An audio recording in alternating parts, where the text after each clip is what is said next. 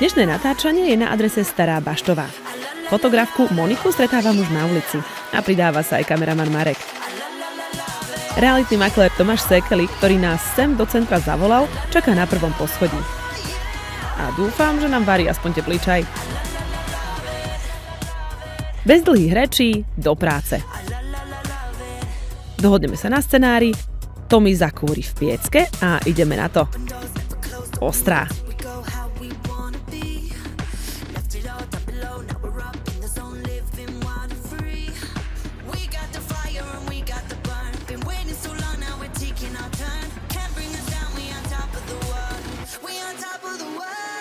Byt je krásny s drevenými podlahami a vysokými stropmi. Pred pár rokmi bol prerobený a jeho dominantou sú tehličkové obklady.